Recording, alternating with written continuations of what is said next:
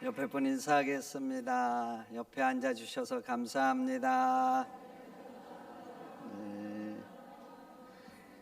여러분 감사하죠?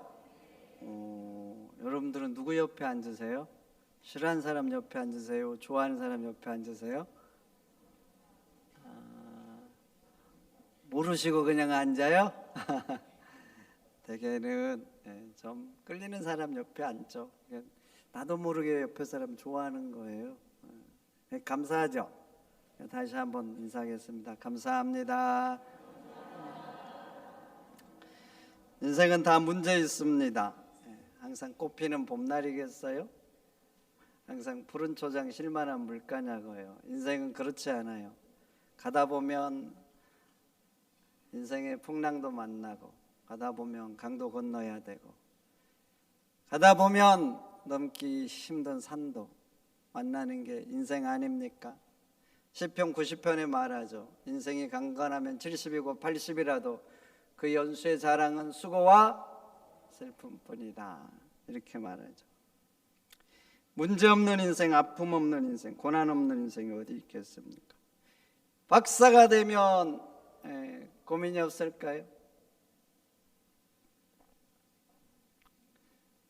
내가 많은 게 많으면 근심이 없냐고요? 그렇지 않습니다. 전도서 1장은 오히려 이렇게 말합니다. 지식이 더하면 근심도 더한다. 오히려 근심이 더한다. 이렇게 말씀을 하고 있는 거죠. 그래요. 모를 때는 마음이 편했어요. 모를 때는 잠을 잘 잤어요. 근데 아니까 힘든 거예요. 아니까 속상하고, 아니까 근심이 되고, 아니까 잠을 못 자고. 인생은 알아서 힘들 때도 많은 것입니다. 그러면 더 큰 힘을 가지면 근심이 없는 겁니까? 아니에요. 힘을 가질수록, 높은 자리에 올라가서 책임을 더 많이 져야 될수록 오히려 더 근심과 걱정이 많은 것입니다. 우리나라에서 제일 많은 문제를 가지고 사는 분이 누굴 것 같아요? 누굴 것 같아요? 제일로 많은 문제를 해결해야 될 사람, 대통령 아닐까요? 제가 부목사 때는 잠을 잘 잤습니다. 나름 열심히 했는데 교회 일 때문에 막 잠을 못 자고 이런 일은 거의 없었어요. 근데 이상하게요, 담임이 되니까 잠을 못 잘 때가 있어요. 교회 일이 뭔 일이 생기면 자꾸 생각해. 아니, 잠자리에서 생각 안 해야 되잖아요. 제가 하려고 해서 하는 게 아니에요. 안 하려고 하는데 마음에 남아있나 봐요. 그래서 이렇게 막 잠결에 생각을 하는 거예요. 저도 모르게. 막 내가 살아있는 거예요. 그러면서 그런 생각이 들었습니다. 담임이 되면 이것도 져야 될 짐인가 보다. 이런 생각이 들더라고요. 인생은 가난하든 부자든 힘이 있든 없든 많이 배웠든 못 배웠든 누구나 문제를 안고 사는 게 그게 인생입니다. 그렇게 인생은 문제를 만나는데 아픔과 고난을 만나면 그것을 어떻게 대하는가, 그 반응, 이 반응은요 너무나 중요해요. 대하는 자세에 따라서 인생의 행복이 결정되고 인생의 질이 결정이 되는 것입니다. 긍정으로 대할지 부정으로 대할지, 불평으로 대할지 감사로 대할지, 대하는 자세에 따라서 그게 나 인생의 독이 될 수 있어요. 더 큰 가시가 될 수 있어요. 그러나 복이 될 수도 있는 겁니다. 하나님이 주신 복은요 때로 가면을 쓰고 옵니다. 분명히 복을 주시려고 하는 거거든요. 근데 아픔이라는 가면을 쓰고, 가시라는 가면을 쓰고, 문제라는 가면을 쓰고 오는 거예요. 그러면 사람들은 그 가면만 보고 막 불평하죠. 내 인생은 왜 그러는 거야? 도대체 내 인생은 왜 이래? 저 사람도 아무 문제 없는 것 같은데 하나님은 자꾸 내 인생 속에 왜 이러는가? 원망하고 불평한 사람들이 있어요. 그러면 아셔야 됩니다. 하나님이 복을 주시려고 고난의 가면, 가시의 가면을 주셨는데 불평하면 하셔야 돼요. 벗겨지지 않습니다. 여전히 찌르는 가시로 내 인생을 짓누르는 거예요. 그러나 믿음으로 반응하면 다릅니다. 하나님이 위대한 일을 하실 거야. 좋은 목적이 있을 거야. 하나님을 믿고 믿음으로 감사하고 믿음으로 찬양하면요, 하나님은 그 사람이 감사한 대로 찬양한 대로 역사해 주시는 겁니다. 여러분, 수소에 산소를 넣으면 뭐가 되죠? 네? 뭐가 돼요? 물이 되죠. 네. 그럼 수소에 질소를 넣으면 뭐가 될까요? 아시는 분은 오늘 저 카페 가서 공짜로 한 잔 드세요. 제가 결제 아시겠죠? 암모니아가 되잖아요. 똑같은 수소잖아요, 수소. 그런데 거기다가 살소를 넣느냐 질소를 넣느냐에 따라서 결과가 달라져요. 고난도 그래요. 거기에다 뭘 더하는가 결과 달라집니다. 불평 더하느냐 감사 더하느냐, 한숨을 더하느냐 찬양을 더하느냐, 불평을 더하느냐 기도를 더하느냐. 독이 될 수 있고 복이 될 수 있는 거예요. 하나님은 민수기 14장에 말씀하죠. 여러분 너무나 잘 아는 말씀. 나는 내 귀에 들린 대로 해주겠다. 너희 말이 내 귀에 들린 대로 해주겠다. 여러분, 하나님이 하신 말씀이에요. 그리고 하나님이 자기 자신을 두고 맹세한 말씀이에요. 너희가 말한 대로 해주겠다. 그러니 힘듦을 만나고 아픔을 만나면 오히려 하나님이 위대한 일을 하실 거라고 믿음으로 찬양하고 믿음으로 기도하고 믿음으로 감사하시기를 축원드립니다. 그러나 하나님은 여러분들의 믿음대로 고백대로 하실 줄 믿습니다. 왜 문제가 고난이 복이 됩니까? 그것을 통해서 하나님은요, 우리에게 하고 싶은 일을 하십니다. 다시 말하면 우리를 하나님이 원하는 사람으로 빚어가는 거예요. 죄를 끊고 욕망과 감정을 따르는 사람이 아니라 하나님 말씀을 따라가는 사람으로 그렇게 점점 만들어 가시는 거예요. 사람에게 제가 그냥 떠나간 줄 아세요? 여러분, 죄를 그냥 끊어낼 수 있는 줄 아세요? No. 죄는요, 악한 인간의 본성에서 나와요. 그 본성에서 나오죠. 그러니까 그냥 끊어지는 게 아니에요. 누가 자극하면 여러분 행복합니까? 기분이 나쁩니까? 행복하신 분, 제가 이 자리에서 좀 자극해 드릴게.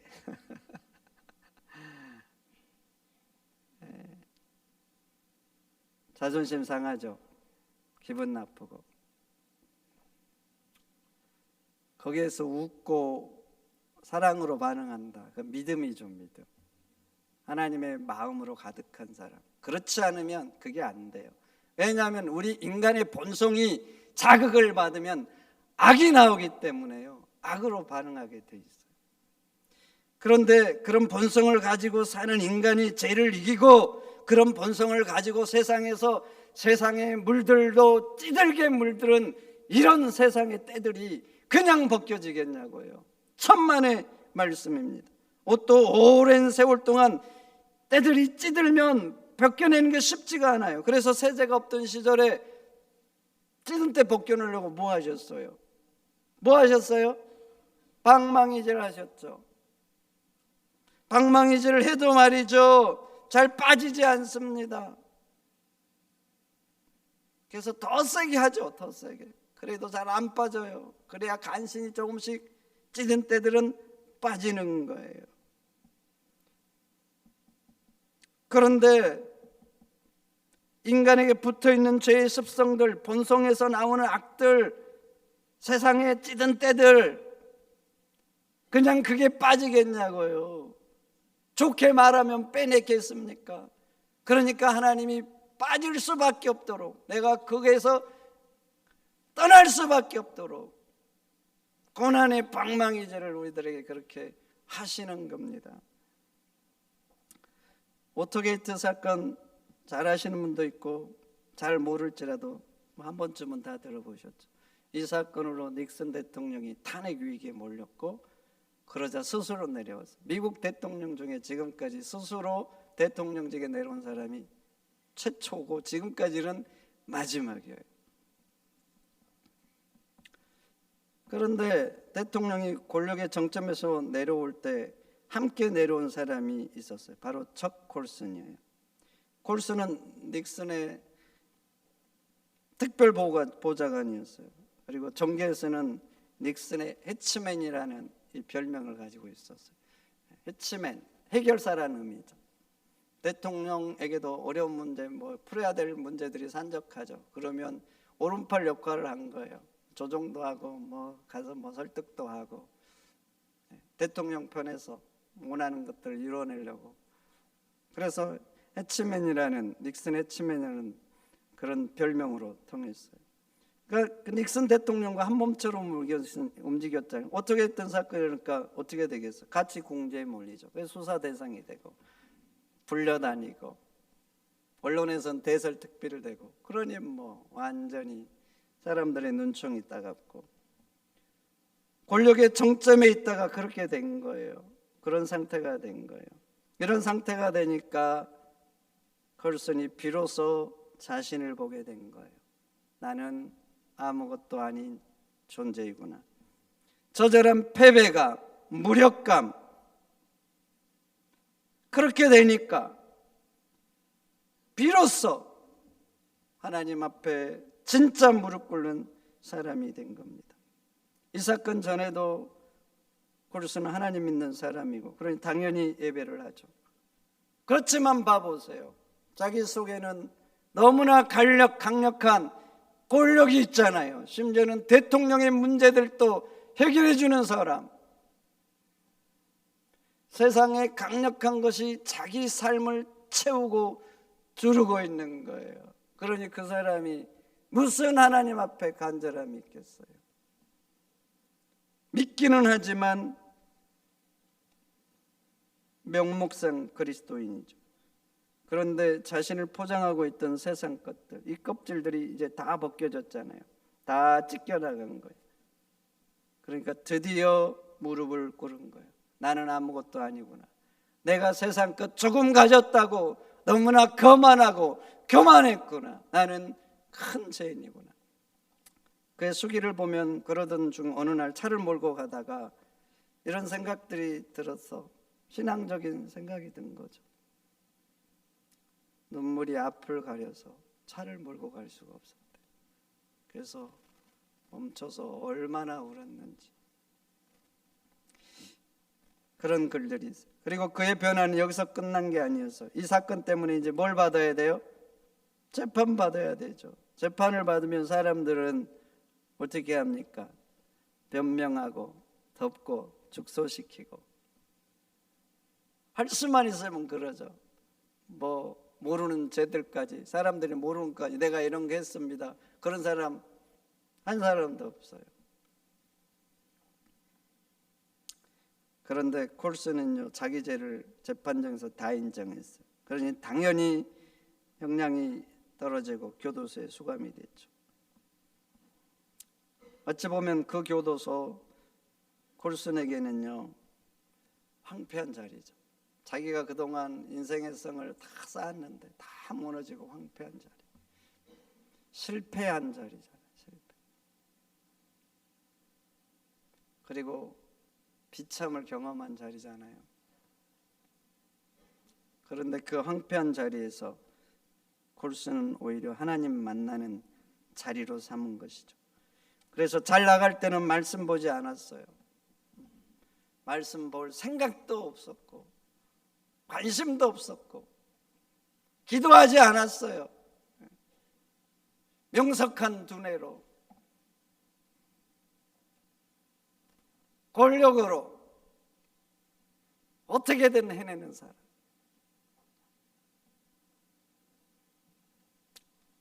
그런데 이제는 그 자리에서 하나님 말씀 보고 무릎 꿇는 사람이 된 겁니다. 그리고 전에는 보이지 않았던 것들이 이제 보이는 거예요. 자시처럼 실패하고 교도소에 들어온 사람들, 세상으로부터 얼마나 외면받겠습니까? 그 사람들의 형편이 보이고, 그리고 그 제사장들 때문에 외면당하고 아픔을 겪는 가족들, 자기 때문에 자기 가족들이 이제 아픔을 당하잖아요.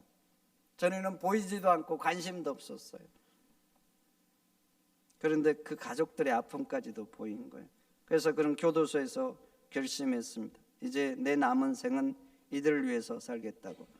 그래서 출소 후에는 프리즌 펠로십이라는 이 선교단체를 만들어서 재소자와 그 가족들을 위해서 섬기는 사람이 되었습니다. 여러분, 적 콜슨이 권력의 핵심부에 있었다면, 계속 있었다면 어떻게 됐을까요? 정말 하나님을 찾고 무릎 꿇는 사람이 됐을까요? 천만의 말씀. 나는 뭐든지 할 수 있어. 다른 사람은 몰라도 나는 할 수 있어. 여전히 거만하고 여전히 교만했을까요? 다른 아픔을 당하는 사람들의 어려움을 이해할 수 있었을까요? 특히 자신처럼 죄인이 돼서 세상으로부터 외면받는 사람들, 그 가족들의 아픔을 이해할 수 있었을까요? 아닐 거예요. 오히려 그들을 향해서 나쁜 인간이라고 주운 글씨를 더 새기면서 살았을 거예요. 그런데 그가 세상 것을 다 잃으니까 그제야 자신이 얼마나 무익하고 악한 사람인지 알게 된 거예요. 그래서 진심으로 무릎을 꿇고 이제는 권력의 해결사가 아니라 세상에 아픔을 당하는 사람들의 문제를 섬겨주는 그런 사람이 된 겁니다. 오늘 16절에 이렇게 말하죠. 우리가 고난을 당하면 우리의 겉모습은 낡아지지만 속사람은 날마다 새로워진다고. 여러분, 그렇습니다. 잘 나가다 문제 생기면 명예에 큰 흠집이 생기죠. 때로는 그 흠집이 너무 깊어서 회복을 못 시킬 때도 있어요. 그리고 어떤 경우에는 내가 쌓았던 인생의 성까지 싸그리 무너뜨리는 경우도 있어요. 건강에 문제 생겨보세요. 그러면 당장에 우리 육신의 겉모습은 낡아지는 거예요.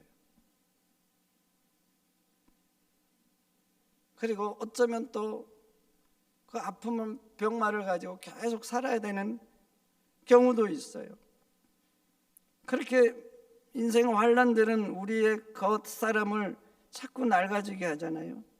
그렇지만 하나님은요, 그 문제를 통해서 우리의 속사람을 새롭게, 강건하게, 거룩하게 만드는 것입니다. 그래서 시편 119편 71절에 말하죠. 고난당하는 것이 내게 유익이라. 여러분, 어떻게 생각하세요? 고난당하는 게 내게 유익이라는 게. 그런데 이 사람이 왜 이렇게 고백하는가? 그 다음에 이유가 있어요. 이로 말미암아 내가 주의 율례를 배우게 되었나이다. 고난당하기 전에는 세상 따라 살아간 거예요. 욕심 따라 살아간 거예요. 그런데 고난당한 이후에 이제는 세상을 따라가던 것 끊고 그 발걸음을 돌려서 하나님 말씀 따라가는 사람이 됐다는 거죠.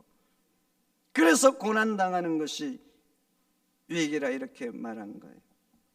여러분, 그렇습니다. 인간의 눈으로 보면 고난은 고통이고 아픔입니다. 내 겉모습을 볼품없게 만듭니다.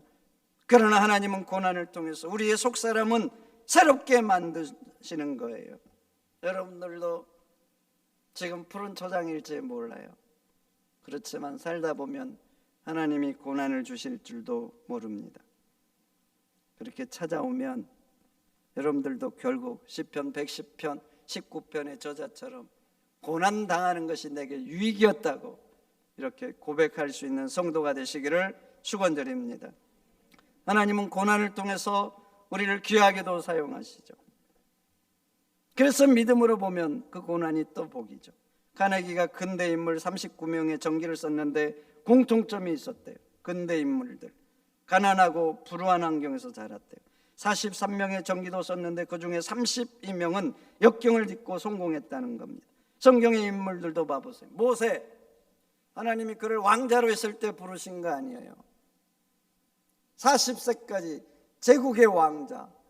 바로의 가족들은요, 신의 영역에 있는 사람, 신으로 추앙을 받았잖아요. 그리고 그 나이가 얼마나 뭔가 할 수 있는 나이. 근데 하나님은 그때 부르시지 않았어요. 40년 광야 연단시켰습니다.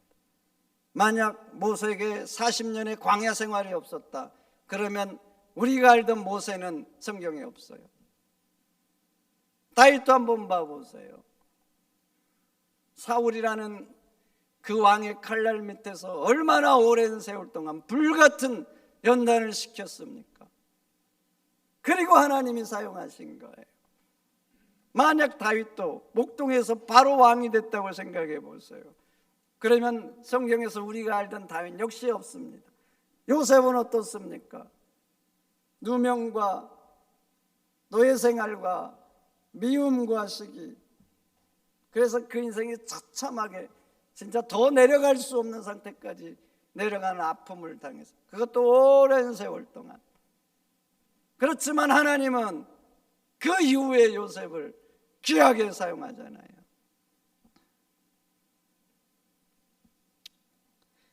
그러니까 하나님은 그의 자녀들에게 고난의 학교에 보내시는 거예요. 모세도 그렇고 여러분들이 아는 성경 위대한 인들이 거의 다 그래요. 그리고 그게 연단받고 졸업시키고 그리고 위대하게 사용하신 거예요. 여러분들도 마찬가지예요. 어쩌면 하나님께서 여러분들도 고난이라는 학교에 입학시켜서 훈련시킬 수 있는 거예요. 그런데 아셔야 됩니다. 불같은 그 시험을, 고난을 잘 통과하면 하나님께서는 여러분들도 다윗처럼 요셉처럼 위대하게 사용하실 겁니다. 그러니 어렵고 힘들 때 불평하지 마시고 잘 연단받아서 하나님께 귀하고 더 위대하게 사용받는 성도가 되시기를 축원드립니다. 마지막으로, 고난이 왜 우리에게 복입니까? 그것은 우리에게 영원한 영광을 이루게 하잖아요. 내 힘으로 이기지 못한 문제들, 그것 때문에 겸손해지고, 골슨도 그랬잖아요. 세상 것들 다 벗겨지니까 자기의 무능함을 알게 되고, 그러니까 겸손해지잖아요. 그러다가 세속적인 삶에서 하나님 중심의 삶으로 바꿔지면 그것은 영원한 영광을 가져오는 거예요. 오늘 17절 보세요. 우리가 잠시 받는 환난에 경한 것이 지극히 크고 영원한 영광에 중한 것을 우리에게 이루게 함이라. 잠시 받는 거잖아요. 잠시. 그러나 영원한 것에 비하면 경한 거예요. 그리고 그것이 우리를 영원히 중요한 것을 이루게 한다고 말씀하잖아요. 여러분, 그렇습니다. 나는 그 문제가 인생의 가시라고 생각했어요. 가시가 찔러대면 힘들죠. 아프고, 어떤 사람들은 울죠. 울어. 그래서 많이 울기도 하고. 근데 천국 가보세요.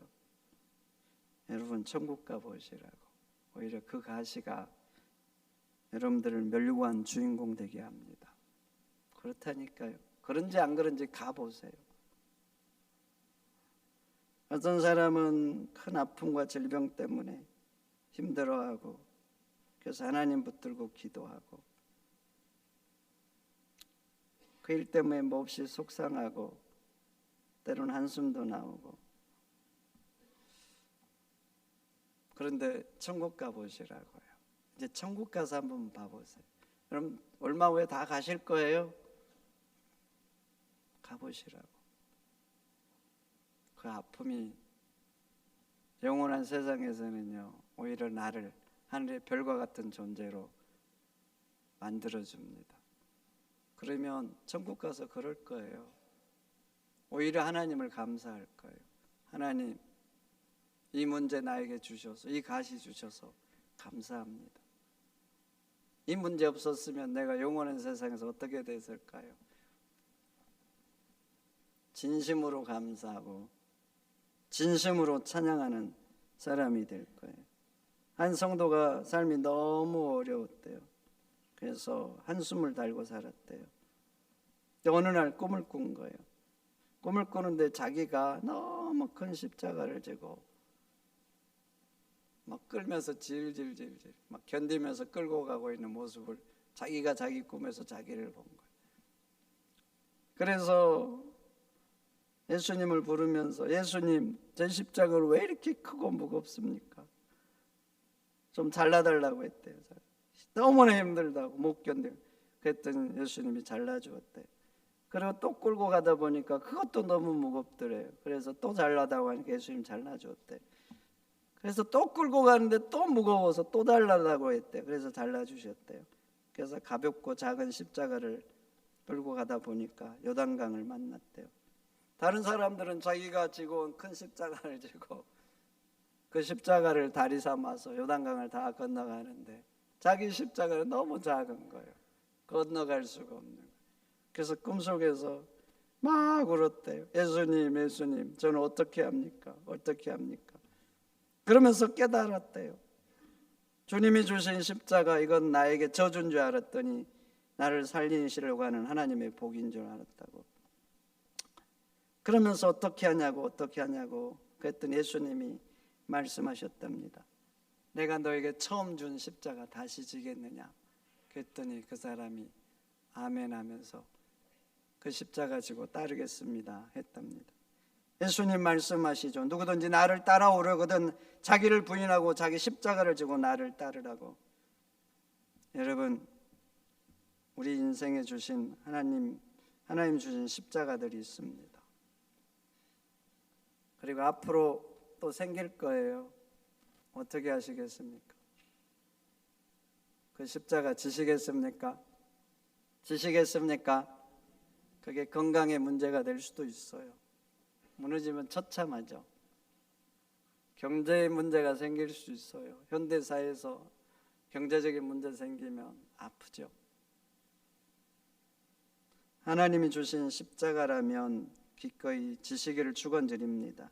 왜냐하면 그 십자가가 생명의 길입니다. 아프고 힘들지만 그 십자가가 여러분들을 영원한 영광으로 이끌어가는 거예요. 오늘 말씀처럼 잠시 밟는 환난에 경한 것이 우리를 영원한 영광으로 인도하는 겁니다. 그러니 주님이 주신 십자가 무겁다고 불평하지 마세요. 우리 복음성가에 있죠. 왜 나만 당한 고난이냐고. 왜 나만 당한 고난이냐고 불평하지 마세요. 네, 불평하지 마시기를 축원드립니다. 감사로 잘 지고 가시면 그게 복이 될 겁니다. 영원한 상금이 될 겁니다. 그러니까 믿음으로 감사하면서 잘 지고 가시는 우리 골략교회 성도가 되시기를 축원드립니다. 축원드립니다.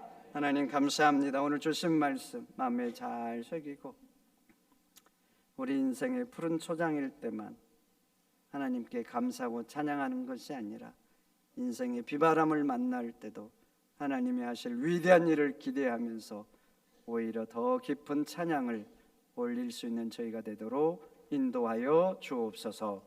존귀하신 예수님의 이름으로 기도하옵나이다. 아멘.